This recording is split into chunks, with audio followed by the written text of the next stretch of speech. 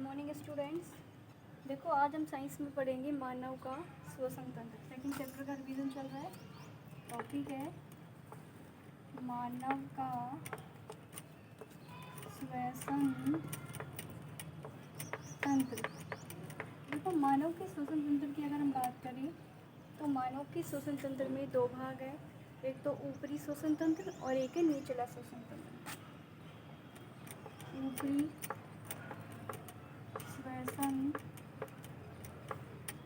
तंत्र एक होता है निचला श्वसन तंत्र। एक तो है ऊपरी श्वसन तंत्र और एक कौन सा है, निचला श्वसन तंत्र। देखो ऊपरी श्वसन तंत्र और अगर निचला श्वसन तंत्र की अगर हम बात करें तो ऊपरी श्वसन तंत्र में जो अपन बात करेंगे तो सबसे पहले इसमें क्या आती है, ऊपरी श्वसन तंत्र सबसे ऊपर आती है नाक। क्या आती है, नाक। नाक से जो हवा होती है वो मुख गुहा में जाएगी और मुख गुहा से फिर जाएगी नीचे ग्रसनी में यानी फेरिंग्स में और वहाँ से जाएगी लैरिंग्स में। लैरिंग्स में गई। फिर लैरिंग्स को बोलते हैं स्वर यंत्र या कह सकते हो आप, जो कंठ होता है ना, कंठ वाला हिस्सा होता है, लैरिंग्स गई यहाँ पे। और लैरिंग्स से फिर नीचे जो है वो कहाँ जाएगी, फेफड़ों में।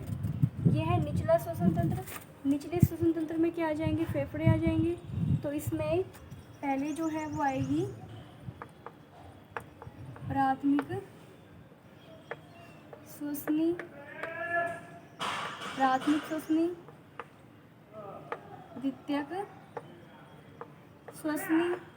द्वितीयक श्वसनी, श्वसनी के बाद श्वसनिका, प्राथमिक श्वसनी, द्वितीयक श्वसनी, श्वसनिका। और यहाँ से फिर जाएगी फेफड़ों में। कहाँ से जाएगी, यहाँ से फिर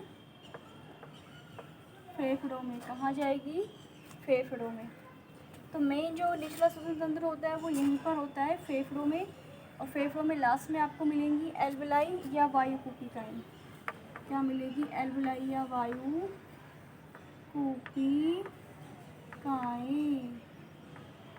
कूपिकाएँ। देखो जो ऊपरी श्वसन तंत्र है, नाक है, नाक से जो वायु आई वो मुख गुहा में आई, मुख गुहा से ग्रसनी में, फिर लैरिंग्स में। निचला श्वसन तंत्र में पहले जाती है प्राथमिक श्वसनी में, फिर द्वितीयक श्वसनी में, फिर श्वसनिका में, फिर फेफड़ों में और फिर कहाँ जाती है वो, वायु कूपिकाओं के अंदर क्या होते हैं, फेफड़ों के अंदर आपको मिलेगी वायु कूपिकाएँ। तो वायु कूपिकाओं में क्या हो जाएगी, गैसों का आदान प्रदान। गैसों के आदान प्रदान का मतलब हो जाएगा ऑक्सीजन को इनहेल करना और CO2 को एक्सहेल करना। तो ये क्या थे, ऊपरी श्वसन तंत्र और निचला श्वसन तंत्र। अब देखो इस श्वसन तंत्र में सबसे पहले जो हवा है, नाक के अंदर क्या मिलेंगे, दो नासारंध्र है। दो नासारंध्र से जो वायु होगी वो नाक में जाएगी। नाक के अंदर आपको नेजल कैविटी यानी नासा गुहा मिलेगी और वहाँ से पीछे की साइड जो है मुख गुहा से होती हुई कहाँ जाएगी, वो ग्रसनी में यानी गले में। ग्रसनी से फिर नीचे कहाँ जाएगी, लैरिंग्स यानी स्वर यंत्र में। और उसके बाद कहाँ जाएगी, लैरिंग्स हो गया, स्वर यंत्र हो गया। और इसके बाद कहाँ जाएगी, जो प्राथमिक श्वसनी है, प्राथमिक श्वसनी में, फिर द्वितीयक श्वसनी में, फिर श्वसनिका में। अगर डायग्राम से समझो,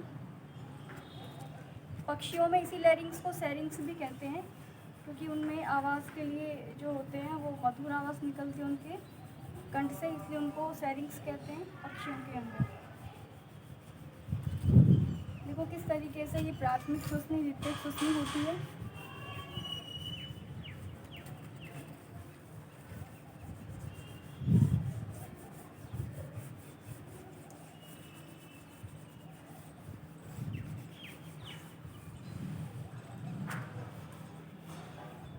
देखो ये जैसे मान लो ये श्वास नली आ गई, आगे जाके ये डिवाइड हो जाएगी प्राथमिक श्वसनिका में, फिर आगे डिवाइड हो गई द्वितीयक श्वसनिका में, फिर तृतीयक श्वसनिका में और फिर इनमें, और इनमें क्या बन जाएगी, एल्वलाई। क्या बन जाएगी, एल्वलाई। एल्वलाई मतलब वायु कोशिकाएँ। और ये इस तरीके से जो है पूरा फिर एल्वलाई तो आपको फिर नीचे ही मिलेंगी। आप इसको इस तरीके से दिखा सकते हो, शाखाएँ अगर आप बनाओ।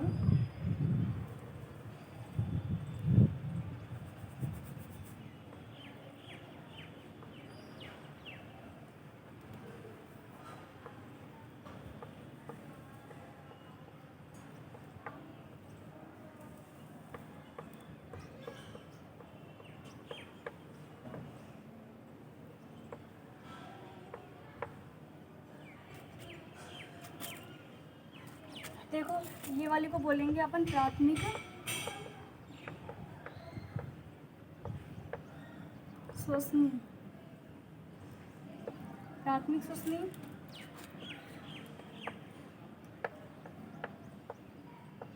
द्वितीयक श्वसनी, ये तृतीयक श्वसनी,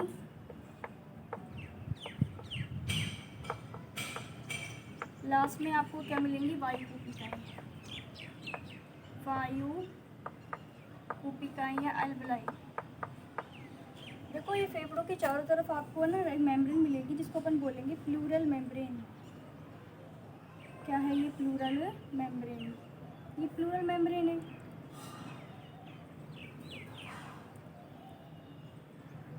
क्या है ये, प्लूरल मेम्ब्रेन। इसके अंदर एक द्रव होता है जिसे बोलते हैं प्लूरल द्रव। कौन सा द्रव बोलेंगे इसे अपन, प्लूरल द्रव। ये प्लूरल मेम्ब्रेन, इसके चारों तरफ जो द्रव है वो प्लूरल द्रव है। और ये आपकी हो गई प्राथमिक श्वसनी, आगे डिवाइड होगी द्वितीयक में, द्वितीयक फिर तृतीयक में, लास्ट में आपको क्या मिल जाएंगी, एल्वलाई मिलेंगी। और फेफड़े जो होते हैं, दायां फेफड़ा जो है ये 3 पालियों में बटा होगा इस तरीके से। बायां जो होता है ये आपके 2 सेट्स में या फिर 2 पालियों में बटा होता है। तो दाएं में 3 पिंड मिलेंगे, बाएं में आपको 2 पिंड मिलेंगे। तो अब देखो इसके बाद क्या होगा कि जो फेफड़े होते हैं ये जो हवा होगी ये प्राथमिक श्वसनी, द्वितीयक श्वसनी, तृतीयक श्वसनी से होते हुए फेफड़ों में यानी वायु कोशिकाओं में आ गई। अब वायु कोशिकाओं के अंदर ऑक्सीजन तो अंदर जाती है और CO2 क्या होती है, बाहर आती है। तो इनके अंदर O2 और CO2 का क्या होता है, एक्सचेंज होता है। यानी ऑक्सीजन और CO2 इनमें क्या होती है, आदान प्रदान होती है। किसके अंदर होती है, वायु कोशिकाओं के अंदर। वायु कोशिकाओं के अंदर ऑक्सीजन तो अंदर जाती है और CO2 बाहर आती है। इसलिए अपन वायु कोशिकाओं को क्या कह सकते हैं कि वायु कोशिकाओं के अंदर गैसों का एक्सचेंज होता है। गैसों के एक्सचेंज होने की वजह से ही इन वायु कोशिकाओं को अपन क्या कह सकते हैं कि इनमें क्या होगा, गैसों का आदान प्रदान। और गैसों का आदान प्रदान होता है इसलिए इनमें विचरण विधि के द्वारा। विचरण का मतलब ये है कि क्या होगा, जहाँ गैसों की सांद्रता है वहाँ हाई कंसंट्रेशन या फिर कह सकते हो अधिक सांद्रता से कम सांद्रता की ओर क्या करती हैं, गैसें विचलित हो जाती हैं। तो ये होता है किसकी वजह से, विचलन विधि के द्वारा वायु कोशिकाओं के अंदर गैसों का आदान प्रदान होता है। अब देखो ये जो श्वसन है, श्वसन की अगर हम सामान्य परिभाषा दें तो हम ये कहेंगे कि ऑक्सीजन को अंदर लेना, CO2 को बाहर निकालना, ये श्वसन है, रेस्पिरेशन है। लेकिन अगर हम इसकी बात करें इंटरनल लेवल पर तो अंदर हम जैसे ऑक्सीजन लेते हैं और वो ऑक्सीजन हमारे भोजन को क्या करती है, ऑक्सीडाइज करती है और बदले में CO2 बाहर निकलती है और वही CO2 फिर हमारी नोज से बाहर निकलती है। तो उसे अपन क्या कहेंगे, ब्रीदिंग यानी सांस लेना। तो ब्रीदिंग और रेस्पिरेशन दोनों ही प्रोसेस हो जाती है। तो अगर जनरली यानी ऑक्सीजन को अंदर लेना, CO2 को बाहर निकालना क्या हो गया, ब्रीदिंग। अगर रेस्पिरेशन की बात करो तो ये हम डेफिनेशन भी दे सकते हैं। और इसके अलावा हम ये भी कह सकते हैं कि भोजन की ऑक्सीडेशन हो गया और ऑक्सीडेशन के बाद में CO2 बाहर निकल जाएगी, तो वो भी हम दे सकते हैं इसके डेफिनेशन। अब देखो क्या होता है कि इसके लिए जब हम सांस लेते हैं तो हमारे जैसे मैंने अभी आपको बताई थी कि 2 फेफड़े हो गए, ये यहाँ से जैसे ये डिवाइड हो रही थी और जैसे फेफड़े थे। अब नीचे की साइड क्या होगा,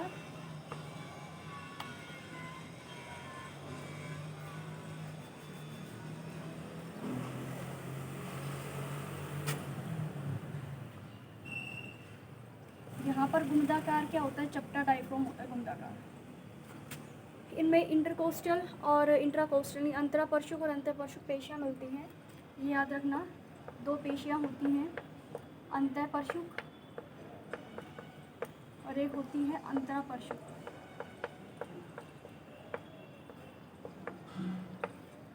जब देखो जब इसमें संकुचन होगा अंतःपरशुक में अंतरापरशुक शिथिल हो जाएंगे, तो डायफ्राम नीचे की साइड आ जाएगा। नीचे की साइड मतलब थोड़ा सा चपटा हो जाएगा, और चपटा होगा तो अंदर का प्रेशर हो जाएगा नेगेटिव, और नेगेटिव प्रेशर होने की वजह से ऊपर से ऑटोमेटिक ऑक्सीजन खींचकर कहाँ जाएगी, इन फेफड़ों में ऑक्सीजन आ जाएगी। क्या आ जाएगी, इन फेफड़ों में ऑक्सीजन आ जाएगी।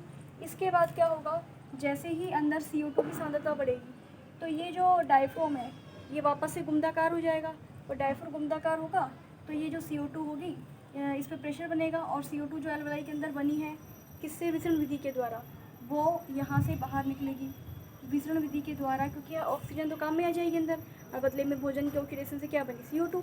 वो CO2 प्रेशर ज़्यादा होगा, CO2 का जब प्रेशर अंदर ज़्यादा होगा तो वापस से इनमें अंतःपरशुक शिथिल हो जाएंगे, अंतःपरशुक संकोचित, और डायफ्राम ऊपर की साइड उठेगा। जब भी डायफ्राम ऊपर की साइड उठेगा तो जितनी भी ये जो CO2 होंगी इनमें दबाव बनेगा, और ये बाहर निकल जाएगी। नाक से क्या होगी, CO2 बाहर निकल जाएगी। तो ध्यान रखना कि ऑक्सीजन को अंदर लेने की प्रोसेस में तो क्या हो जाएगा, डायफ्राम चपटा हो जाएगा, और जब अंदर का प्रेशर नेगेटिव हो जाएगा, और जब अंदर CO2 अगर ज़्यादा हो जाएगी तो ये वापस से गुमदाकार हो जाएगा, और प्रेशर के साथ में CO2 क्या कर दी जाएगी, बाहर कर दी जाएगी। तो इस विधि के द्वारा क्या किया जाता है, मानव इस विधि के द्वारा क्या करता है, ऑक्सीजन को अंदर लेता है और CO2 को बाहर छोड़ता है। तो इसमें अंतःपरशुक अंतरापरशुक ये पेशियाँ ध्यान रखना, इंटरकोस्टल मसल्स होते हैं, इंट्राकोस्टल मसल्स, ये क्या करते हैं, इस विधि में काम करते हैं। तो मानव के श्वसन तंत्र में तो आपको ये ध्यान रखना है कि इसके ऊपरी श्वसन तंत्र में तो नाक, नासागुहा, फिर मुख, फिर मुखगुहा, और फिर नीचे क्या था, ग्रसनी, फिर लैरिंग्स, और फिर ये क्या आ जाएगी, ट्रेक यानी श्वास नली, और श्वास नली में फिर क्या आ जाएगा, ऊपर जो होती है ये श्वास नली होती है।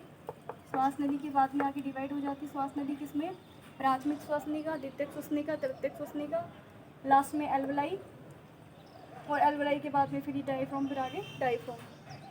तो ये ध्यान रखना, इस विधि के द्वारा क्या होगा, ये जो इसके भाग हैं आपको भाग ध्यान रखने हैं कि ऊपरी श्वसन तंत्र में तो कौन कौन से भाग थे और निचले श्वसन तंत्र में कौन कौन से भाग थे, और एक ये क्या है, डायफ्राम है।